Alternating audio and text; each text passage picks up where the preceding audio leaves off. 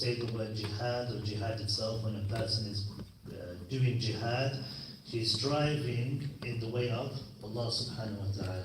Striving in the way of Allah. And there's actually different ways a person can perform jihad. And every single Muslim, wherever they are around the world, who are sincere, they are all doing a form of jihad. Because jihad means to strive for the sake of Allah. So when we say jihad, for example, of the nafs, jihad of nafs, jihad of the soul, striving of the soul, it basically means that you're trying your best to obey Allah subhanahu wa ta'ala and fight against your own desires. And Allah subhanahu wa ta'ala, He says, وَجَاهِدْهُمْ بِهِ جِهَادًا كَبِيرًا. Allah says, strive against them, against the disbelievers, with this, with the Quran. So this was an ayah which was revealed in the early days, referring to a person striving, a person who is trying his best to obey Allah subhanahu wa ta'ala, a person who is ensuring that his obedience of Allah is something which isn't being overpowered by his desire to commit sins. And some of the scholars, they divide jihad into two parts, greater jihad and lesser jihad. And greater jihad is in fact the jihad of a person continuing to obey Allah and to worship Allah and to prevent himself from falling into sin. And this is called greater jihad. And lesser jihad is the physical aspect of jihad. Why is the greater jihad the one that doesn't involve any fighting? Because greater jihad, to fight against your nafs, is something which happens every single day. Every single moment of every single day, you're fighting against your own nafs, you're fighting against your own desires to obey Allah, to worship Allah, to make sure that you don't commit sins and disobey Allah subhanahu wa ta'ala. So you have jihad al-nafs, you have, for example, jihad bil-mal, striving with regards to your wealth, that you don't make money from haram means, that you don't spend the money on haram things, that you're giving for the sake of Allah, that you're giving your rights with regards to your wealth. And then of course you have jihad bil-lisan, striving with regards to your speech.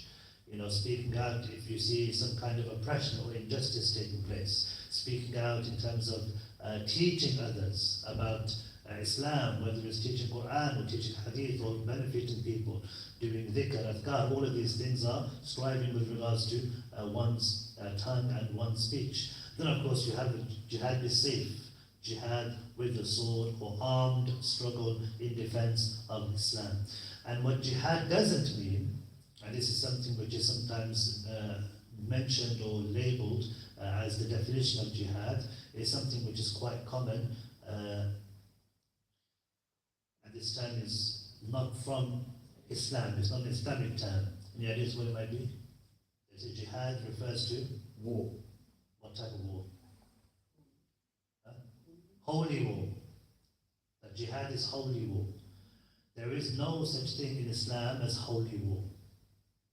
It's not something which comes from Islam. This term, holy war, it comes from the term bellum sacrum, which is what language? It is Latin. So this term comes from which religion? Christianity.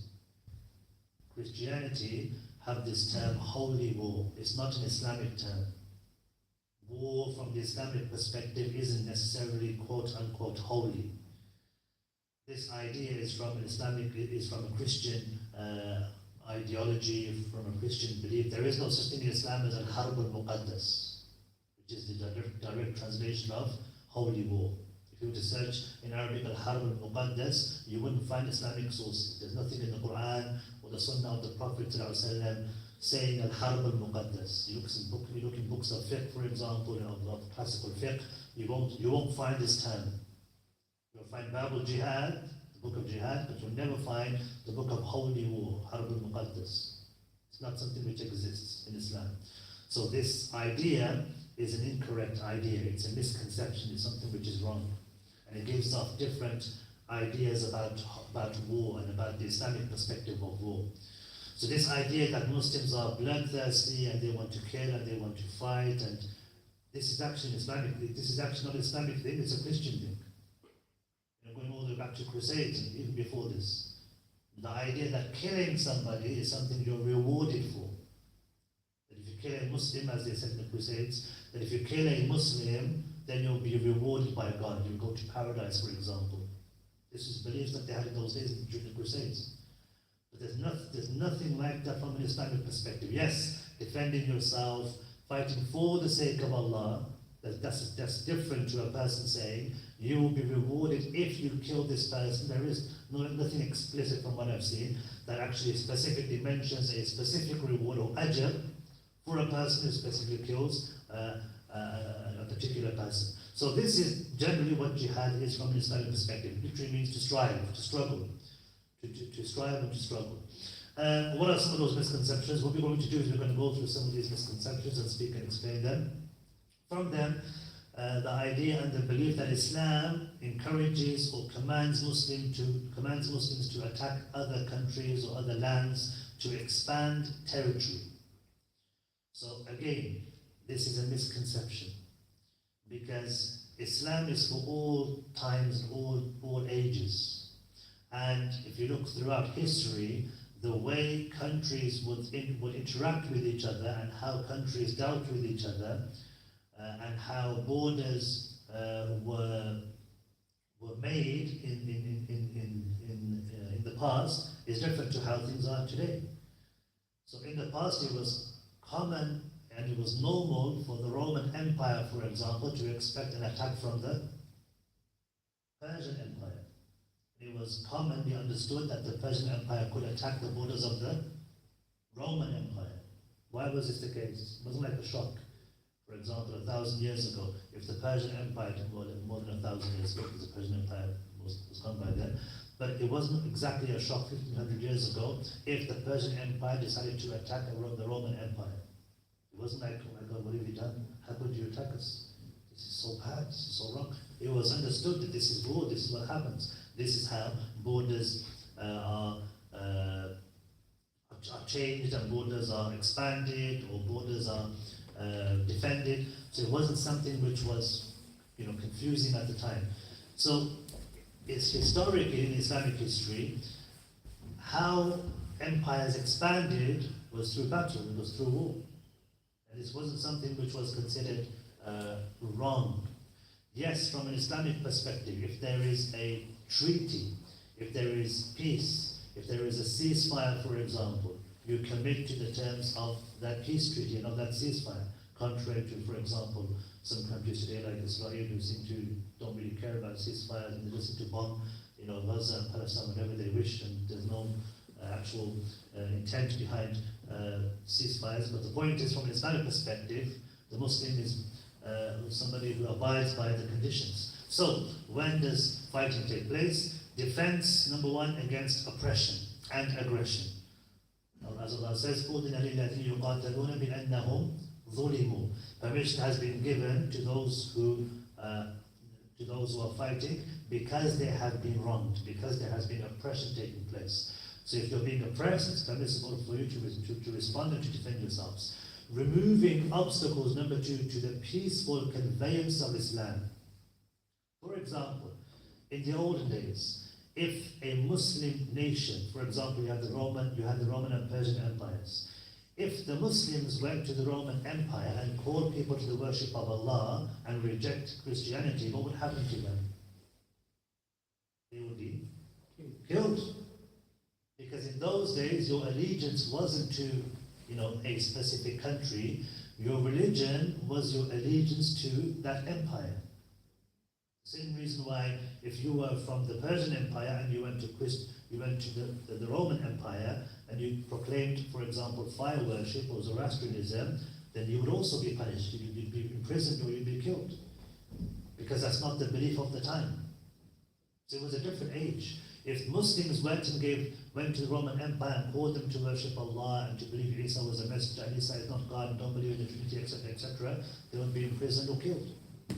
There was no tolerance in those days of calling people to the worship of Allah. What would happen, for example, if they went to a town or a city that was in the Roman Empire And they called them to the worship of Allah, and they reciprocated, and the Muslims weren't killed, and some people ended up becoming Muslim. Would there be any war on those people? Would there be any fighting? There wouldn't be any fighting. Why wouldn't there be any fighting? Because da'wah is now being established. They don't have any issue with speaking and dialogue and conversation and talk and speaking about beliefs and Christianity, etc., and Islam, and speaking about religion. There is no compulsion, and that's something which we'll speak about. Also, protecting the rights of the oppressed and defending freedom of religion. This is something which in Islam is actually encouraged. It's not just encouraged, it's an obligation.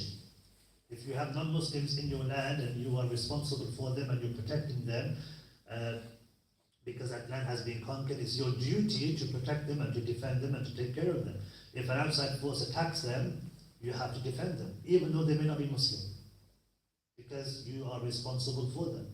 And this is where Allah subhanahu wa ta'ala says, وَلَوْلَا دَفْعُ اللَّهِ النَّاسَ بَعْضَهُمْ بِبَعْضٍ. If Allah did not repel some people by means of others, meaning if Allah didn't use a group to fight another group that was causing harm, لَهُدِّمَتْ صَوَامِعُ وَبِيَعُ وَصَلَاتُ وَمَسَاجِدُ. Monasteries, churches, synagogues, and masajid would have been demolished.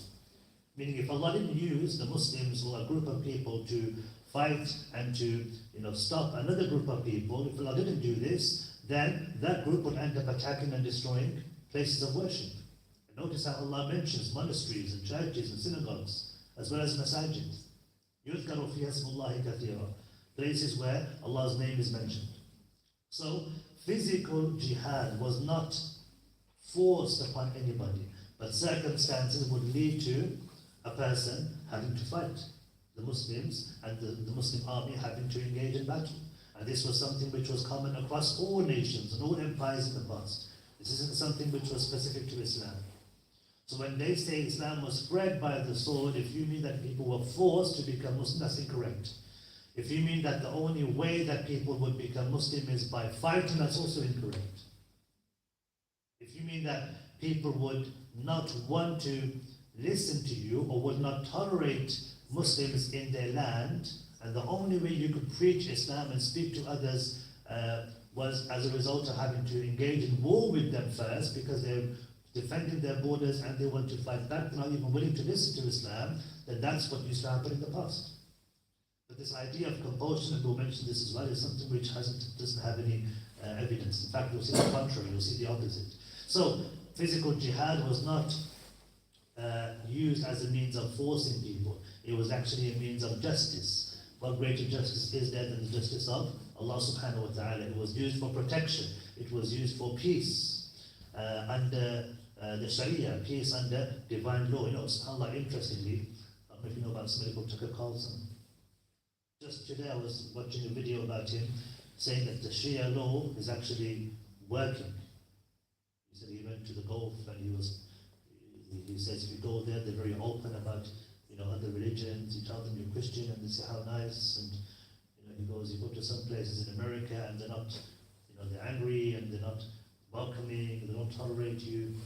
So it's almost, he's like showing surprise. You go to Muslim countries and they're actually more tolerant than if you were to go to Christian countries. So this idea that Islam is something which was spread by the sword, or people were forced to accept Islam, again, we mentioned before, every accusation is actually a confession.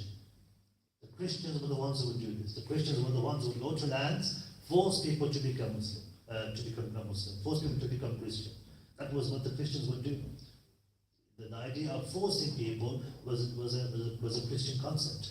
Another argument or another misconception is that Islam promotes violence. It's just a violent religion. It promotes violence. It forcing people to accept Islam, and the idea that Islam supposedly commands Muslims to fight all non-Muslims until they accept Islam.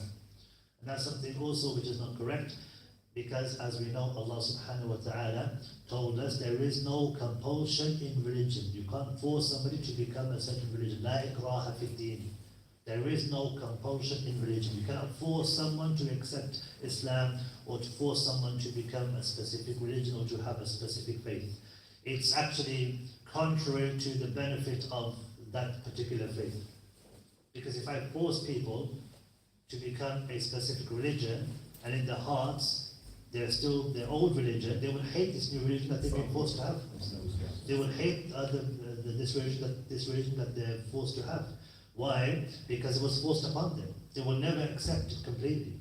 They'll have disdain and hatred for it. So it's contrary to what actually would be beneficial for that particular faith. And again, actual fighting, armed jihad is only permitted under specific circumstances. If it's against aggression, if there's aggression, or if there's a lack of willingness to listen to the message of Islam. Because even if, as we know, the Messenger of Allah said, if only one person was to accept Islam at your hands, it's better than red camels that you were given. Meaning, acceptance of Islam from a particular nation, a particular country, and that person is content, he's not harmed, there would be no fighting against that land, because that land is tolerant to Islam and the Muslims.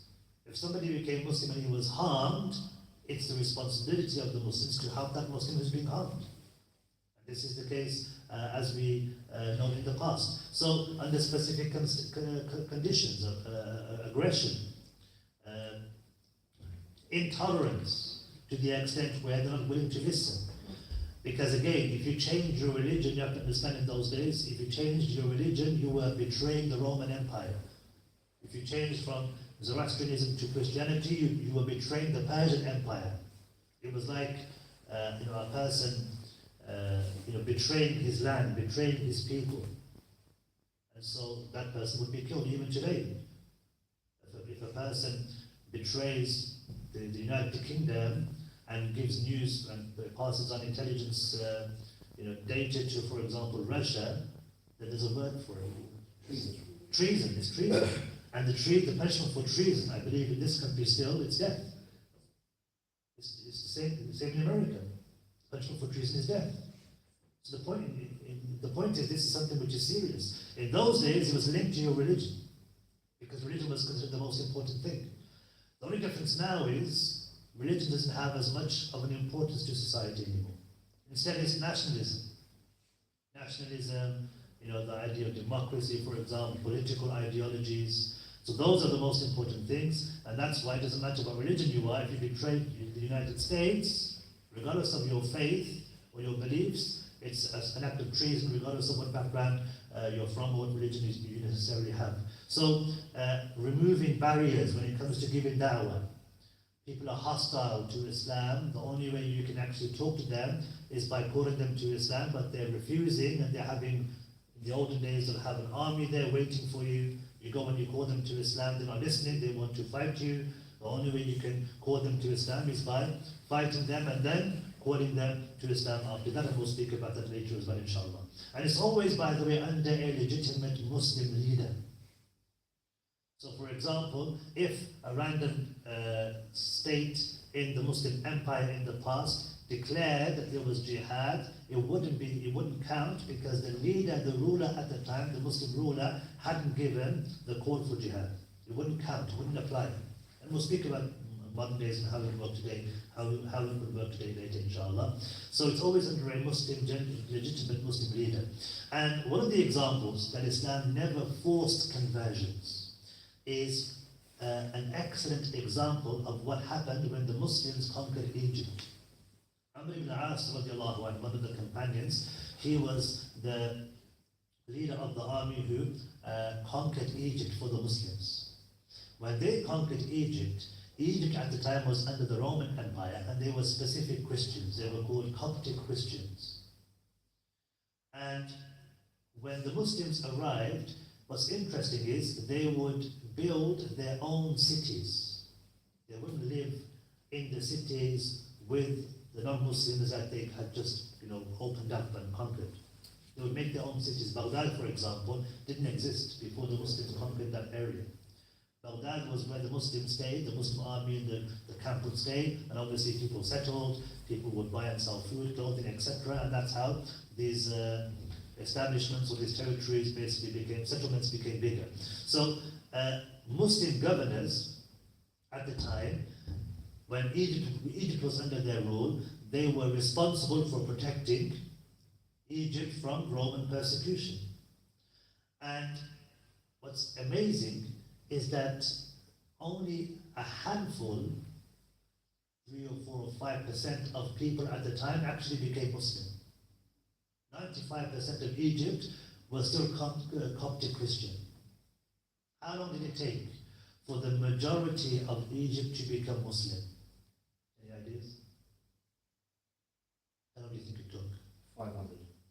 Very close. 400 years. For the Muslims to become, not even 100%.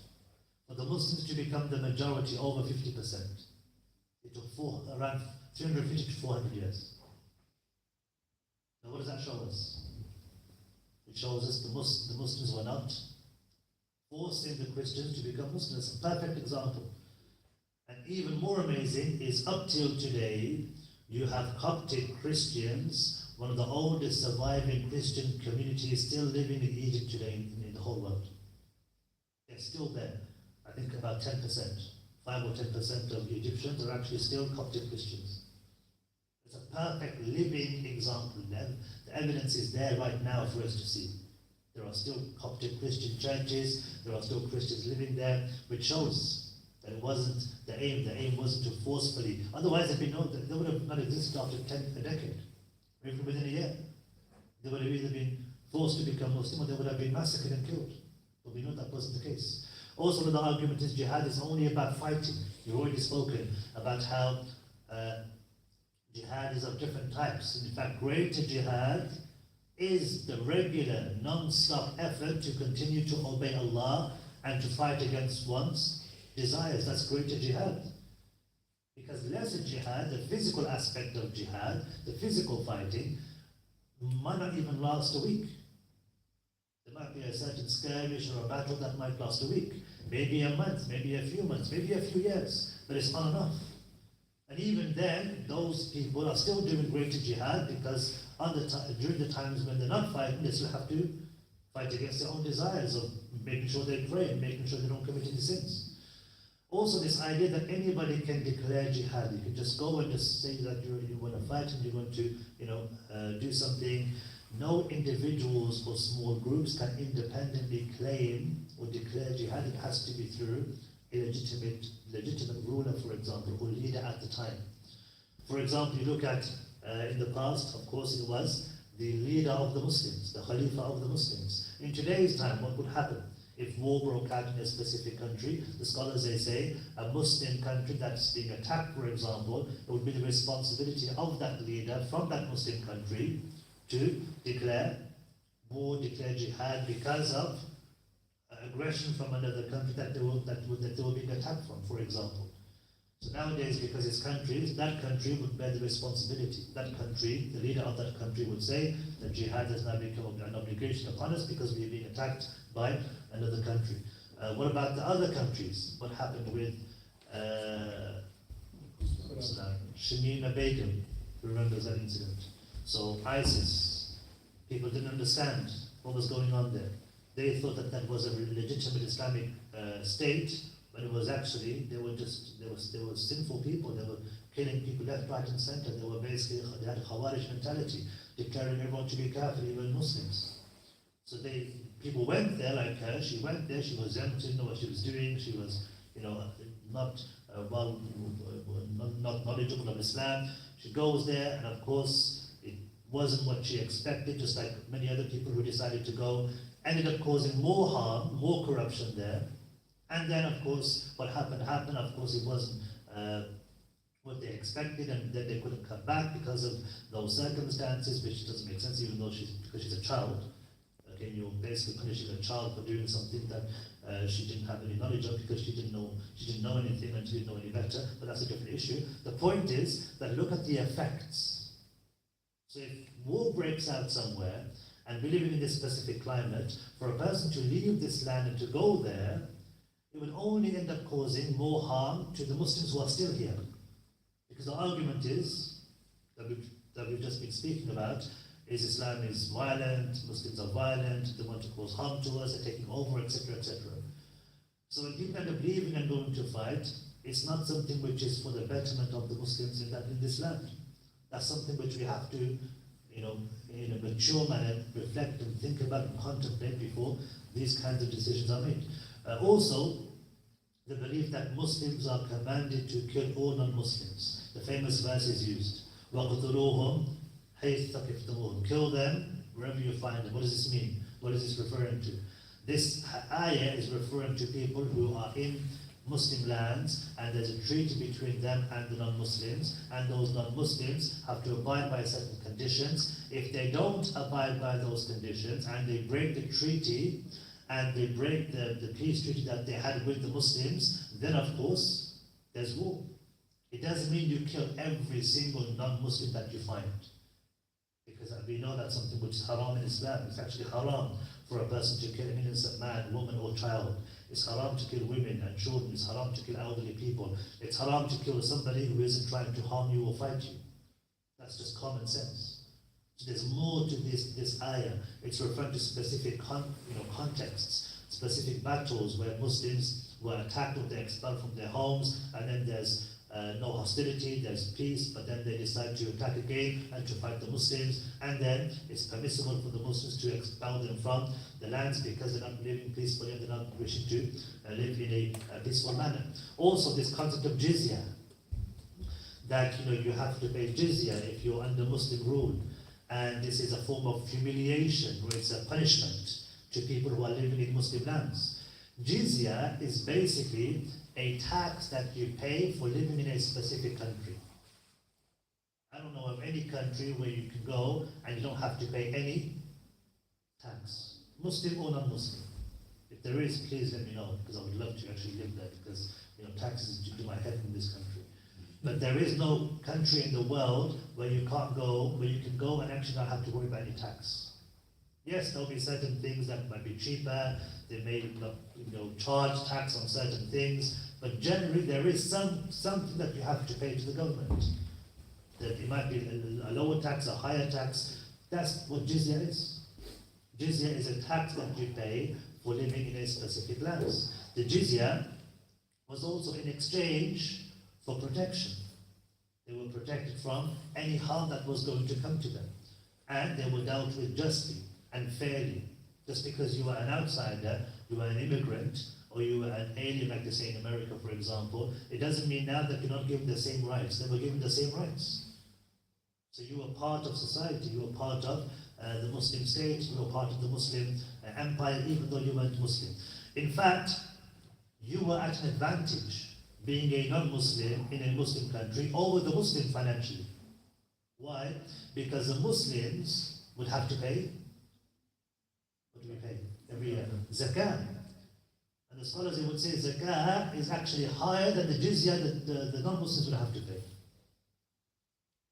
So, if anyone has to complain, it's us. We have to pay more than what you guys pay. But this is a command from Allah subhanahu wa ta'ala. So zakah is actually higher than the jizya that the non-Muslims actually pay. And we have to pay zakah.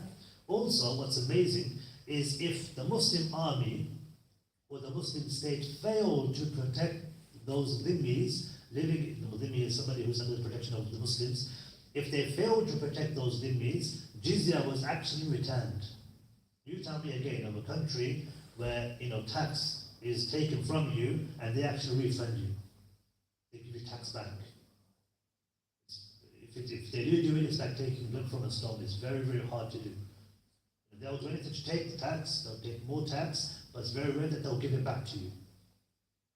So they would actually return the jizya. There's a very famous narration of, I believe, Abu Ubaidah ibn Jarrah, radiallahu anhu, one of the companions. They went to a land that was part of the Roman Empire. The Roman Empire retreated. They came to that land and they charged jizya. They took jizya from the people. They found out that the Roman army was actually returning stronger. They said, we can't fight back. So we have to leave this town. When they left this town, they told everybody, here's your jizya back. We couldn't defend you, so we can't keep this money. And they were so surprised, they couldn't believe it. They said, never has the Roman Empire ever given us our money back. In fact, when they're afraid that they're going to be attacked by someone, Before that army leaves that land, what do? Take everything. They would take as much as they could, and they would, ransack and riot and kill as many people as they can and do as much harm as they can before they leave, because they don't want to give all the resources and all the the wealth and the food and the all the benefits to the land or to the army that's coming to take over. So they would destroy the land before they leave. So they couldn't believe they're getting their jizya back. The tax that they paid is actually being refunded. They got a refund. And this was something which would happen in the early days of Islam. It is something which shows us that jizya isn't like this tax that we believe and that we have in today's time. Also, it was a symbol of citizenship, just like we have nowadays. You're a resident somewhere, you pay a tax. It's a sign that you're residing somewhere, you're a citizen. It's also a sign of security. You're paying for a service. And so the idea was that you pay this jizya, and the purpose behind it is that you're secure, you're safe, your land will be secure, your lives will be secure, your property will be secure, no harm will come to you from anybody who's trying to cause you harm from outside. So that was the aim and that was the purpose of the jizya itself. Also, the concept or the belief that jihad is something which is outdated. It's an outdated concept. Some Muslims will claim, or non-Muslims, that it only applied in the lifetime of the Prophet ﷺ. Again, jihad can take different forms. One of the differences, as we mentioned before, is that borders in those days weren't concrete. Borders changed because there was constant war and fighting taking place. Until the 20th century, when you had the United Nations. And the United Nations had defined borders for countries, especially after the First World War and the Second World War. You have defined borders of lands. And under the United Nations, then there should be no fighting or wars between lands, because the borders have now been recognized, generally speaking. But of course, even this isn't accepted by superpowers. So you have Russia, for example, America, other countries. Israel is always changing the borders. They're changing borders. But the general rule is, because there's a general understanding and treaty between all nations that war is something which shouldn't be done. You're living in a time of peace, generally speaking, that you're not allowed to attack another country. So times change. But if you are attacked, does jihad apply? Yes, self-defense jihad applies, because you're fighting a nation which has just attacked you. So to say that jihad doesn't exist means that you're willing to, basically die without fighting. This isn't pacifism.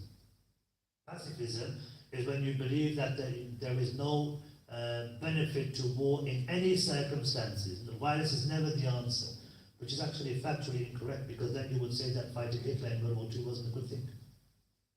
Doesn't make any sense. Pacifism doesn't make sense. So the idea that war is always bad is wrong. Sometimes you have to have war in order to have peace.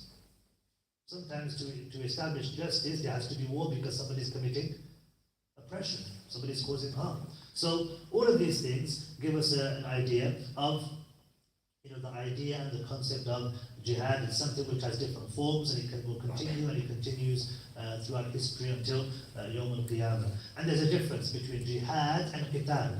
Qital is the idea of physical combat, physical fighting, whereas jihad is broader. It's the idea of striving. And as we said, defensive jihad can end up becoming an obligation. In fact, it would be an obligation. If you were walking down the street with your family and somebody harmed you, or somebody harmed your wife or your children, you wouldn't say, I'm a Muslim, I'm peaceful, I'm not gonna fight back. As Muslims, we would defend our family, we would defend our children, defend our, the people we're responsible for. So there's a difference between a person not doing anything and, using his logic, his understanding, his common sense to defend himself and to defend those that he's responsible for. Also, rules of engagement. Unlike what's happening in the world today, where children and women are being massacred and innocent men, women and children are being killed without any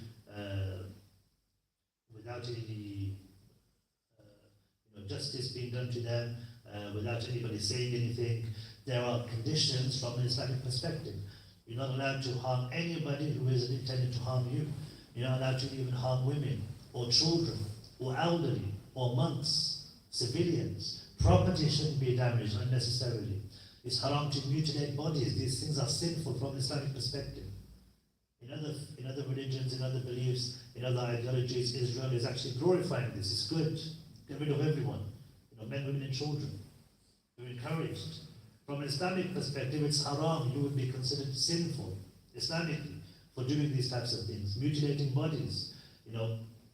Instructions that Abu Bakr radiallahu anh gave to others from the companions who were participating in battles to follow these specific rules. So, the ultimate objective of jihad is to strive for the sake of Allah in whatever capacity a person has to or is able to do based on where he's living.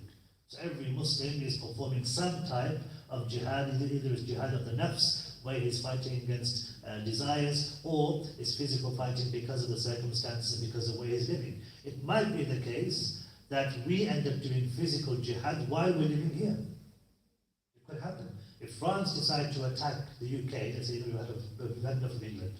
We hate England, we hate the English, we hate the British, we want to destroy everybody in England. And literally you'll have, like, for example, French planes and paratroopers landing in Bedford, killing everybody. Okay, and you're not an Englishman. Okay, but you can't say to them, look, I'm not English, they'll say, okay, you're English, I'm going to kill you. Do you have a right now to defend yourself and to defend your land, defend your property and defend your families? Yes.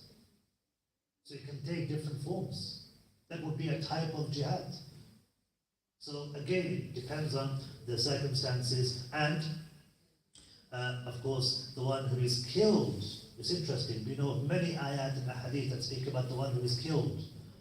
وَلَا تَحْسَبَنَّ الَّذِينَ قُتْلُوا فِي سَبِيلِ اللَّهِ أَمْوَاتٌ بَلْ أَحْيَاءٌ عِنْدَ رَبِّهِمْ يُرْزَقُونَ. Don't think that the one who is killed in the sake of Allah, for the sake of Allah, فِي سَبِيلِ اللَّهِ, that he's dead. Rather, he is alive with his Lord, and he is in Jannah. So the person who is killed, there's reward related to the person who is killed. But the person who kills somebody else, I don't know of an explicit hadith that speaks about the reward. This again shows us the importance of understanding jihad from the correct methodology and from the correct means and from the correct way. So with that, inshallah, we will conclude. And again, this was just an overview of some of those misconceptions which people have with regards to jihad. And with that, we'll conclude. Any questions before we finish? جزاكم الله خير. سبحانك اللهم وبحمدك أشهد أن لا إله إلا أنت أستغفرك وأتوب إليك. والسلام عليكم ورحمة الله.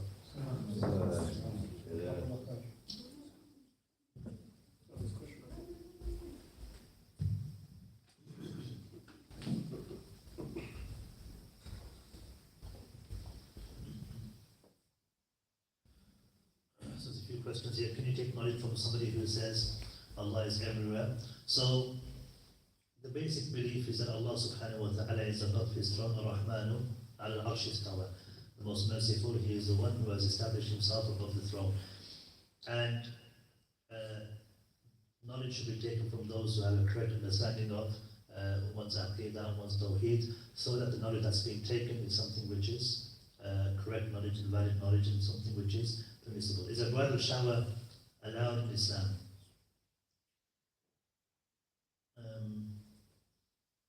Shower. It's just when you give gifts, isn't it? It's like a pre-wedding for the women. So celebration. It depends what's being done. If it's just a party where you get together and you exchange gifts and you enjoy each other's company and you have food, etc., and there's nothing innovative taking place, so it's not something which is considered rewardable in Islam, and there's nothing haram taking place, and there's nothing wrong with this. It's a cultural thing. It's like Asian culture or maybe African culture where you have certain things being done before the wedding, like in South Asian culture, Pakistani Indian culture, you have the mehndi, the henna being applied the day before. That's something which isn't contrary to Islam. There's nothing wrong with this, inshallah. And can Muslims celebrate anniversaries? So scholars differ with regards to celebrating Eids which repeat on an annual basis. And the best thing would be to avoid these types of things, even though there's no religious connotation to them, but it's best to avoid. And And if a person wishes to remember these types of events, then he can do something not on the same day, but just to avoid this idea of having celebrations regularly, habitually, every single year, annually. It's best to avoid, that issue of celebrating events which happen on an annual basis, apart from the 2 Eids, and Allah knows best. Any other questions? سبحانك اللهم وبحمدك أشهد أن لا إله إلا أنت أستغفرك